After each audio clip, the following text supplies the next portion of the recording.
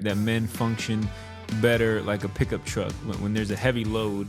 I got a little card from a family member who referred to me as the anchor of our family, and I embraced that.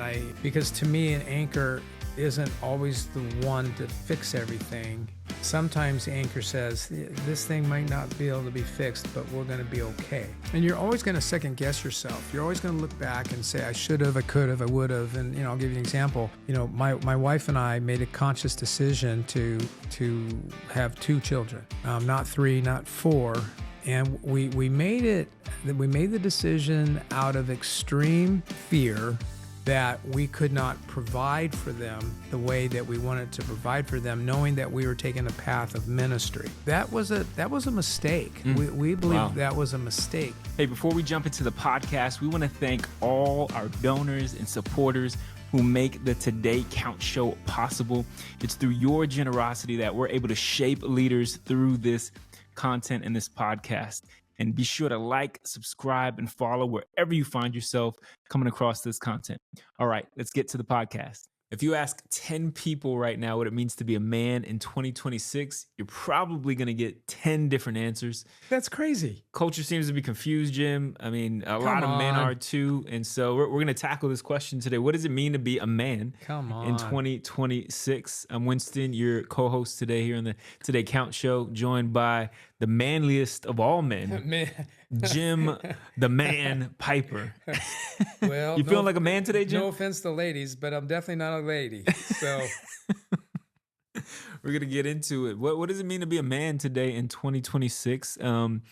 Maybe just even jumping straight here, Jim. Why has masculinity become such a controversial topic? Because it seems like to even say the word man in some spaces seems like that's an issue.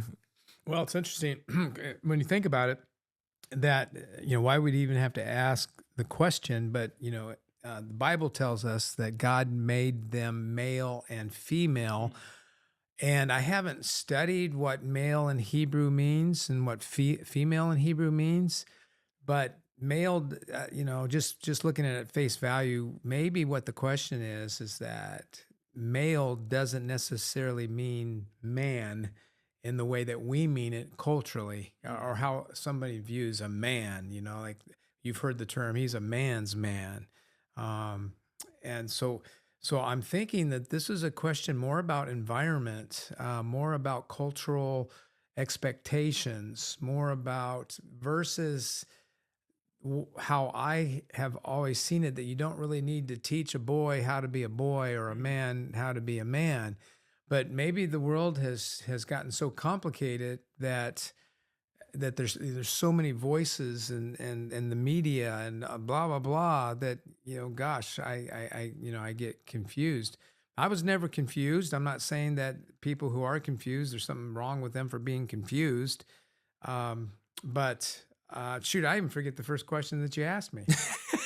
That's basically what's happening here in culture right now. There's just so much happening that people are like, what are we even talking about when it comes to being a man? Well, and I suppose that we have probably more men today who haven't been raised by men. I don't know that to be a fact, but I've observed it to be a fact. It seems like it's changing a little bit better. Because I think depending on demographics and I think cultures and environments, but why has masculinity become a controversial topic? Like, why does this seem taboo in some spaces? Why does it seem like it isn't as simple as it should be? Well, it's I don't know. I'm going to get pretty general here. You can smack me down if you want, but I think abuse is something that we do to each other, and you can go all the way back to biblical times and how the stronger treated the weaker.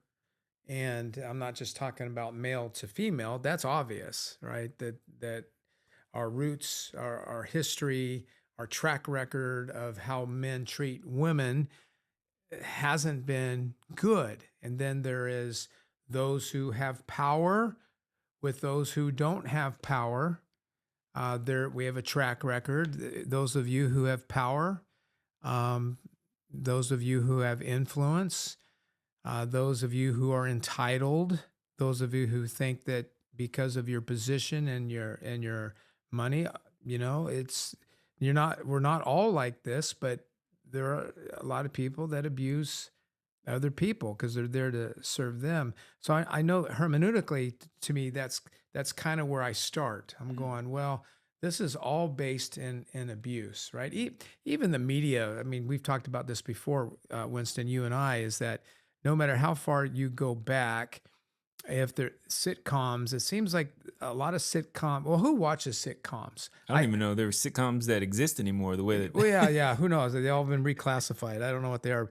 But when I grew up, I cannot think of too many sitcoms that didn't make fun of men, but for some reason didn't make a whole lot of fun of ladies. But they sure made a lot of fun of men. got your Homer Simpson, your quintessential dumb father.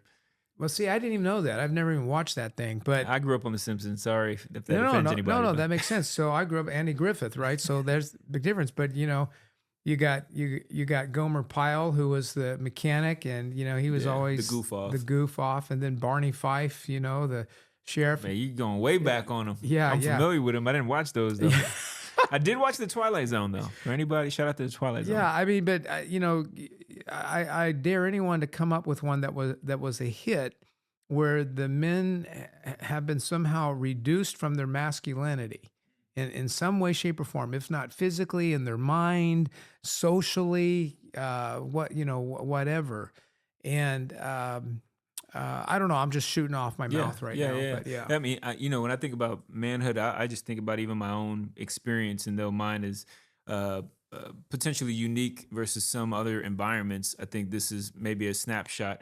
Growing up in Brooklyn, New York, growing up as a essentially culturally a black male, what was proposed to me as manhood was being popular with women, being successful in sports, and being able to make money. Okay, those are good points. Those were definitions that were implied to me. Okay, they were women, sports, and money. Yeah, women, sports, and money. In some form or fashion, whether that was around other men in my family or in my community, whether it was TV, music, all the inputs that I got as I was growing up. And that didn't even necessarily change when I moved out of New York to Colorado. And I even spent some time in Wyoming and in Laredo and college and different experiences. All of these kind of points kept pointing me to, you're not a man unless. Those are good examples. I think that's more the condition of humanity, though. I mean, I think about the prodigal son when he ran out of money. He didn't have any more women. He didn't have, if you can't make the ball team, then what do? As a guy, so that can be confusing. I get that. And then money. Yeah, I mean, if you can't provide for money, if you can't provide by earning money, that kind of shrinks you in society. That part makes sense, but I'm not sure. I'm not sure there's a bad guy, out there necessarily. It's almost like self-leadership where, when I was thinking about this topic, I started thinking about, I've never been an outdoorsman. Me either. Meaning I remember one time I was messing around with a shotgun when me and my brothers were out on a hike. And I don't think anyone knew we took the shotgun, but we went out on a hike. I can't imagine my parents knew that we took the shotgun. I wouldn't let my kids take a shotgun. We took a shotgun, out in the boonies, and we went on a hike, and I saw this squirrel climbing up a yucca or something like that. And I thought it was out of range, and I took a shot at him, and I killed the squirrel, and I felt so bad. You're not a man for feeling bad, right? having feelings. And I felt bad. And then that same trip, though, here's the funny thing. And that same trip, as we were climbing up a ledge to get into over a dry bed, which looked like if it had been raining, that would have probably been a waterfall. Okay. And one of my brothers put their hand up on the ledge. We had a gal with us too, one of my brother's girlfriends, I think. And all of a sudden, we heard a rattler. And we were all freaking out because by then we had gotten on the ledge and there it was right there. And you want to talk about, I just made fun of Gomer Pyle, right? And we're trying to get this rifle. We're trying to load it because we knew not to hike with it being loaded. And it fell into the sand and we're trying to get it. And finally we get it loaded up and we blew that snake to smithereens, right? Didn't feel 1 ounce of remorse. Exactly. Then I felt like a man, right? We felt like we've abused power a little bit because I think we put 3 buckshots into that thing, and there is a picture somewhere in our family slides where 3 of us are holding up pieces of the snake while the other one takes a picture. But if you've ever been beat up by somebody as a kid, you got into a fight or something, and that can make you feel less like a man. But why? That's a really good question. Why would it make you feel less like a man because someone was a better fighter? Or better at work, or Yeah. a better dad, But or I know I was going to go with the outdoorsman thing, but what's interesting is there are some people who like to fish, and I'm pretty sure it's not because they really like to fish, because I've kind of observed this. They're the same kind of people that also, in many cases, might be good at programming, might be good at technical things, because fishing is a technical thing. The rod and the reel and the technology that's in that, and then learning using lures, how to catch those things. Yeah, I think that there might be a lot of things in our culture that we project upon man instead of man defining why I'm a man and what I like to do. Maybe knowing what you like to do and doing it well, is how can a man learn how to be a man without other men? Maybe that's one of the questions. I don't know. So one thing, I coming to Texas, and not originally from Texas, one of the things that I became very aware of, once again, an implied man, you hunt, you fish. You I don't already hunt. talked about that. You hunt? I do not hunt. Yeah, I don't know. I own guns though. I don't even own guns. Okay. Home Depot for me is a place I don't like going because it makes me hyper aware of how not manly I am. I'll be walking through Home Depot and I'm like, I'm not dressed like anybody else. I don't know what I'm looking for. What I'm amazed at with Home Depot is how much stuff that they have that I need that I didn't even know that they had that I needed. And that part too. I'm Yeah, like, it's I feel crazy. stupid for not knowing that I needed this Yeah. stuff. Like I'm in here and like, why haven't I been in here? But also I don't want to be in here. Like, and so all that to say is there are also just so many kind of different definitions of manhood. And so, one thing that I think we're experiencing or seeing is, once again, not to beat a dead horse, because I know this is a lot of the kind of scapegoat aim, but social media and just different media inputs defining manhood, and to your point, we're not taking enough time to define what manhood means for us, and so we're allowing other people to define it, and then we're just falling into that or not, and feeling less like a man. And so we see people, maybe more men specifically, more connected digitally or more connected to their phones, but more isolated relationally. And to your point, how do I know what manhood is if I'm not around other men? I don't have community. I'm just isolating myself. Something this steals a little bit of thunder what I'm going to be talking about tomorrow night at a gathering, but 3 things come to my mind, which is really not on the menu that we're going to talk about, but what you just said helped me. If I was speaking to a man who did feel kind of lost in masculinity, which I know we're going to talk about here in a little bit, but I would remind everybody that they have abilities and they have gifts. They have abilities, they have gifts, and they have uniqueness. And let me dial those in. They have hands, they have feet, they have a mind, or they have some of those. That gives them ability to do something with it. That's human, but then it becomes unique because of the way that, again, when I quote it, in Genesis, they made them male and female. So there's uniqueness in that. And it's not just sexual organs. We also know that it goes beyond that. It goes into things like testosterone. How do you say that? Yeah, I'm messing that up. Muscle mass. I mean, my wife and I get on scales, right? And she's always had fun with it because as women, they have more fat, right? And And hold more water hold easier. more water, and men have more muscle mass. And even if I don't feel like a manly man, so to speak, I don't have biceps coming out of my forehead. I do have more, more muscle. So I have abilities, and I have gifts. And the combination of those and other things that don't fall into those two categories, I have uniqueness. And that's, I think, part of manhood is discovering that because you don't need to be like anybody else. You really don't. And I probably say the same thing to women. It would just be a different conversation, Yeah. to that. Why do you think, culture, for instance, offers kind of these two paths to manhood? One extreme is this aggression, power, status, dominance, success. We see this as kind of the most portrayed definition of manhood in media or, in sports, anything that comes with success. And especially in Texas, you got the big truck and, Yeah. everything is big. Yeah, I bought a big truck because I saw everybody else had a big truck. Honest confession. But then, there's some that, to your point, don't really fit into that for some reason. And then so you get almost this opposite end of the spectrum where we have this passiveness. Maybe you can call this the nice guy.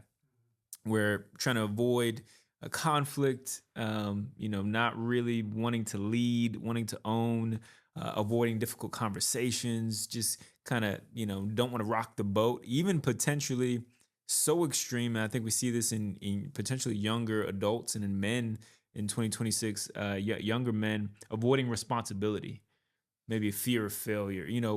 Why do you think those two paths are often where men find themselves? Well, I think that because the world has gotten smaller, meaning that, we have more media sources. Because if, would we even be talking about this 200 years ago? I'm not sure that we would. Maybe in small pockets here and there, because you only knew, the rancher next door and your grandpa and, a few boys that you met at the schoolhouse. And there was probably exceptions in those things. But when I look through your list, aggression, power, status, dominance, success equals worth, all I saw was insecurity, insecurity, insecurity, Wow. insecurity, insecurity. Well, what I see is that somebody's trying to sell something, and they're trying to sell security to insecurity. And so to me, it's just a lie, right? It's just a lie. Someone's trying to sell you something. You need this because you'll feel better if you did this. And Because, especially in the space that you live in and leading high level leaders and coaching high level leaders, what do you tend to find when you meet? everything in the playground that you experienced is still in the marketplace. What do you mean? Well, bullies. There's bullies. There's guys that are smart that are afraid to speak up. There's teachers' pets. There's all those things that we grew up. It hasn't gone away. It's big kids. They're just big kids, and the ones that become self-aware on that and start asking themselves questions: why do I feel less masculine? Where has that thought come from? What makes me any less of a man than this dude? Why? Now, I mean, I'm a small guy in stature. And one thing that reminds me of that is when I see pictures, I go, holy crap, I really am a small guy in stature. So I need to start bending down when we take pictures. But the funny thing is I never feel that way until I look at a picture of me being around all these guys that, what's funny is I know that I can still take half of them.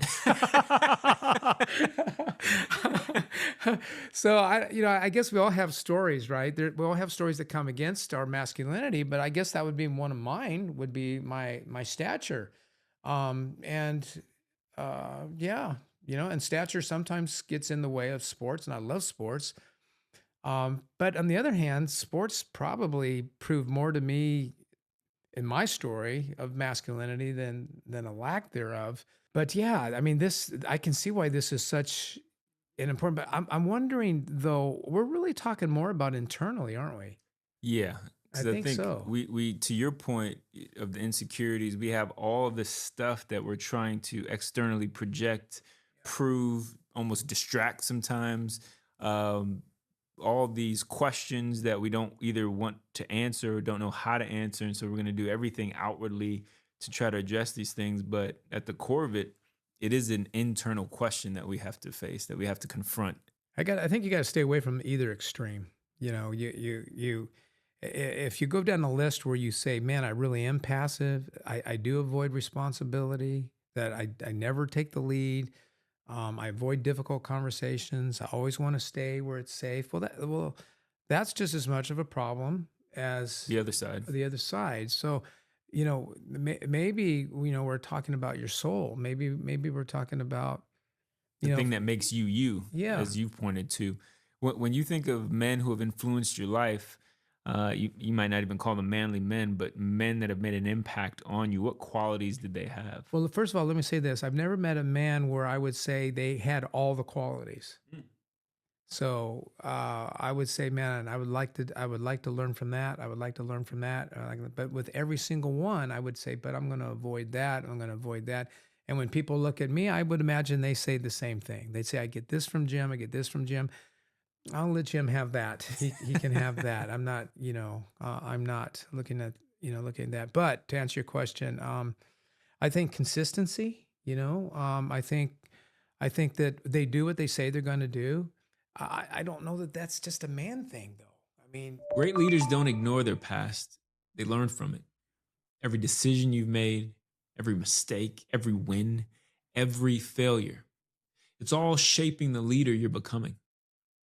In Story, the art of learning from your past, you'll discover how to turn experience into wisdom, setbacks into strategy, and pain into purpose. This isn't just a book about reflection, it's a playbook for growth. If you want to lead with clarity, humility, and confidence, your story matters. Learn from it. Grab your copy of Story, The Art of Learning from Your Past, where books are sold. What about responsibility? I heard our pastor say this recently, that men function better like a pickup truck. When there's a heavy load, they don't get as squirrely and they're able to kind of stay on track when there's weight, when there's responsibility. Would you say that that's been a key indicator of men that you've admired, yeah, that have been able to no impact you? doubt.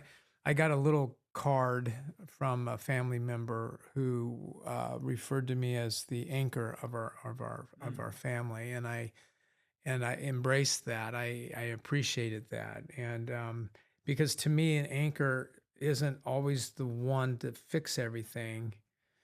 Sometimes the anchor says, this thing might not be able to be fixed, but we're going to be okay. Great. That's great wisdom. And sometimes, yeah, this is my job. There's no one else here. I got to step up. And other times I feel like there's no one needs to step up, that.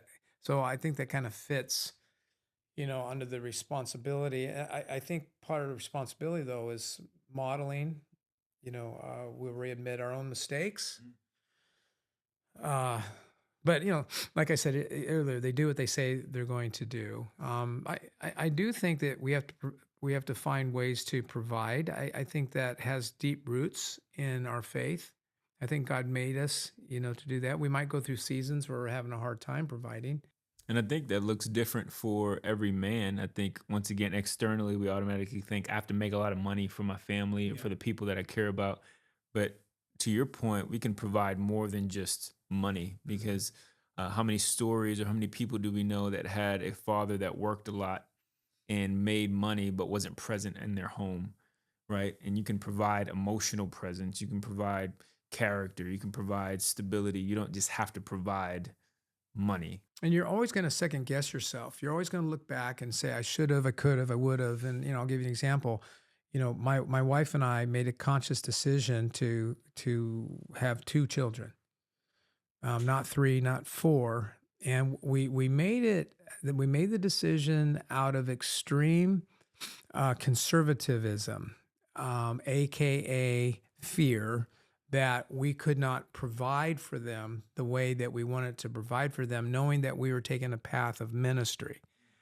And, as I've talked to my family since then, I've listened to my son, I've listened to my daughter. that was a mistake. Mm. We believe Wow. that was a mistake because I listened to my son saying, I wish I would have had a brother, and I think about how much I love my grandkids. And even though I can't even imagine having 14 or 15 or 30 grandkids, but and though we've talked about this before, there's a lot of pain that comes along with love, but I don't know that I'd want to try to reduce my pain by not experiencing more love. Wow. Our intentions were good, but they were misguided. Did I ever talk to anybody about it? No, I didn't. So I bet you the men that were in my life would have said, "What you talking about, boy? You want to have a family?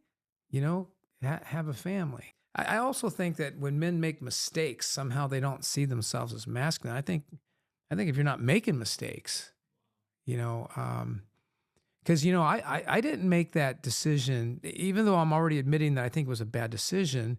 I was trying to make a decision. I was trying to do something because I wanted these two souls who I hadn't met yet. I want them to know that we love them. So it was out of good intention. It was just misguided. Would I've gotten different counsel? I think I would have. You kind of touched on a nerve, but why do you think failure in whatever form is such a mark on the soul of a man? Well, when you're second string, you're second string, and you're not first string. And I think we were created by God to create and to not to sit back and watch somebody else do it. Second chair is different than second string. Mm. Second chair is a role that now if you're second string and that is a role that you see yourself playing, then you probably got the right mindset. But if you're second string and you view yourself as second best and not good enough, and then you're probably getting the wrong vibe. Now, if you are second string and you think you are better than that, then get the heck out and go find your first string. I think that would be the way I would answer your question. You got to figure out whether that feeling that you're getting is legitimate. Is it a guiding? Is it? I think the way you think about things is really important. I think that's the other thing. And go back to the sitcoms is that God gave men really good minds. We can think through stuff. We can figure this stuff out. God didn't want to create me just like you, right? He didn't create you to be like me. Isn't that a great adventure to find out the man that God made me to be, and the man that God made you to be? It's a journey, it's a journey. So why was I willing to sit? I remember at the end of one football season, I didn't get much playing time at all, and I stayed on the team because my dad taught me something about finishing what you start. Whether you like it or not, whether you like what's happening or not, finish what you start. And so I did it, and I didn't do it, with joy in my heart. I just did it. And what was funny is, how at the end of the school year, everybody signs everybody's. I was shocked because, once I sent my book out, it takes its own journey, then it comes back to you, after 50 or 100 people, and sometimes you get people signing your book. You don't even know who they are, right? It's like, did we go to school together? Yeah. But I was amazed how many football players went out of the way to say that they saw me, that they saw my faithfulness. They saw that I stayed with the team, even though, I didn't do that. So in that season, I was learning masculinity by being responsible, by doing what I was supposed to do. But then the following year, I said, this sport is it's probably not the best fit for me. So I concentrated on baseball and wrestling. And I didn't feel less of a man. And it probably took a level of courage to make that decision. It did, because then they want to know if I was coming out for football. Yeah. Yeah. And you got to be able to stand your ground and make that decision. I say, I don't want to invest another 1,000 hours sitting on the bench. But the first season, string, man. But the first season, apparently that's what I needed to do. And so we've touched on responsibility, and we'll blow through these pretty quickly, four other marks of healthy masculinity, because I want to get to, as we close, maybe just speaking to a few different seasons of men and getting your thoughts there. But we've touched on responsibility, courage, I think integrity. You've kind of already touched on that. I want to be the same person in every space I'm in. I won't change my voice no matter where I'm going. I'm the same in the boardroom as I am with my family, as I am with my friends, wherever I'm at. We want to have consistency, honesty, and faithfulness. And then emotional maturity. That's a big one, though, emotional maturity. And that's its own episode. We It don't really have time is. to unpack that, Yeah. but we want to make sure that we have self-awareness, self-control. Can I say this one thing, Yeah. though, about it? On emotional maturity, I would say to young men, particularly, the temper tantrums, that's not manhood. The pouty wowdies, that's not manhood. But you won't know what to do with your emotions if you don't surround yourself with a few men you can talk to about your emotions, so that they can give you another way to think about it, and that'll help you. Because if you don't have somebody who can help you rethink how you're thinking, then you're just kind of lost in your own cesspool, because you can't get away from your own emotions. They're just there. And if we're getting real about temper tantrums, they don't show up like temper tantrums. They show up as addictions. Yeah. They show up as cheating on Yeah. your spouse. They Right. they show up in ways A lot that of rebellious ways. Yeah. decisions that you wouldn't Self-medicating ways. Yeah. consciously plan on Right. doing, but you allow yourself to get there. And then as servant leadership would be the fifth mark of healthy masculinity, finding people that you can serve versus serving yourself.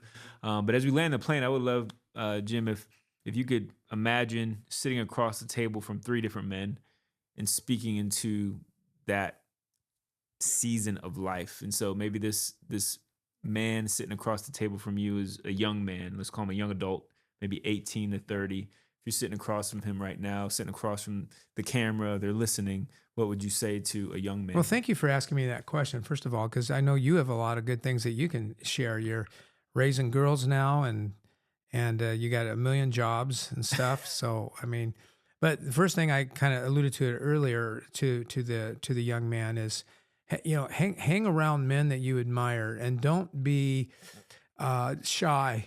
Don't be shy about it. Be around men, but men that you think that you can learn something from, that you admire. And then I would say, do the little things consistently, constantly. Become that guy that everybody says, I can count on you. If you say you're going to be there Thursday, you're there Thursday. So if you have a problem with that, you might want to be a little slower in making your commitments. So really build that discipline, that responsibility, and it's really all about your character. We've talked about this on the Today Count show too, but everybody thinks grand slams. Think singles, constant singles. Be that pesky batter that no one can just seem to get rid of and get out. Be that guy who just doesn't go away. What about the father or the husband that's listening or watching? Yeah. Well, anyone who's listening to this podcast knows that one of my favorite words is presence. And you really can't be present if you don't decide who your people are. And if your family is not the core of who your people are, then I say it's time for you to do a U-turn, right away, and start from there. Start from your family. And you don't have to entertain them. You don't have to do the best vacation, on the world. You don't have to put the best clothes on them. But if you are that constant presence in their life, encouraging them, modeling, for them, that is, man, that's everything. They will remember you being there in their life more than they're going to remember just about anything else. What about the older man? So I'm talking to me, right? And I get tired. I'm 66. I'm in pretty good health. I watch my weight. I exercise at least 5 times a week, sometimes 6. And I've just pushed back on this ease thing. I have no practical reason why I need to continue working, but I think I've got a lot more to learn and a lot more to offer. And so I would just challenge my those that are in that range with me, or if you're older than me, if you're in your 70s and in your 80s, um, man, that group has just disappeared, and we need them. We need them, and we don't need them 40 hours a week. We just need them in the right places at the right time, just kind of being that steady voice with their wisdom. If you're in your 70s, maybe you're not thinking about the 50 people that you can now have an impact on, but maybe there's one. Maybe there's one. So those are things top of my head. It's great, Jim. And yeah, I mean, I think in all those examples, I can find myself, the young man needing to find those to be around, the older men, the father that wants to do more for his family, but can get distracted by that instead of just focusing on being present with my daughters, with my wife, and seeing the value in surrounding myself with older men and men that are willing, like you, to invest in me when I need it. And so, yeah, I think that's a powerful revelation for us as men. And if we can give you something practical, if you're listening as a man, maybe it is, as Jim said, starting with the single instead of the home run. Maybe it's calling your dad if you have a relationship or the ability to reach out to him. Maybe it's encouraging a younger man, in your sphere of influence. Maybe something practical. Maybe if you haven't picked up the Bible in a while, no matter where you are in your faith journey, Proverbs, man. Proverbs is a book of wisdom. Maybe getting into a chapter of Proverbs a day, making that a goal for yourself. Spending some intentional time with your children if you're a father. Or one of the most practical but hardest things to do, can you have the honest conversation that you've been avoiding? Maybe that conversation is with yourself, and it's redefining what does it mean to be a man today with your life, with your giftings, with your reality.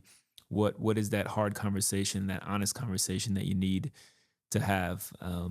Yeah, if you're a man listening, man, our desires are that you would step into all that God has for you, and that you would experience the fullness of blessing that God has for those who He calls a son. And anything else, Jim, as we close? Yeah, I'd say this. If you're a man, I want you to stop thinking about whether you're a man or not, or whether you're masculine. You are a man and you are masculine. I'd say to you, work on becoming the kind of man you want to be, that you believe that God is pressing in on you to be. Become that man, and surround yourself with positive voices that, as Winston just said, who you're willing to listen to, even if sometimes it's hard. It's a hard conversation. Stop trying to prove that you're a man. Believe that you are, and walk in that in faith, and let God demonstrate and guide you into the kind of man He made you to be, which will be unique. And me and Jim are cheering you guys on. And until next time, we'll see you on the Today Count Show. Thanks for spending part of your day with us on the Today Count Show. If today's conversation encouraged you, challenged you, or helped you grow, share it with someone in your circle, because we're better when we grow together. And be sure to subscribe, leave a review, and stay connected with us on Instagram, YouTube, LinkedIn, and Facebook.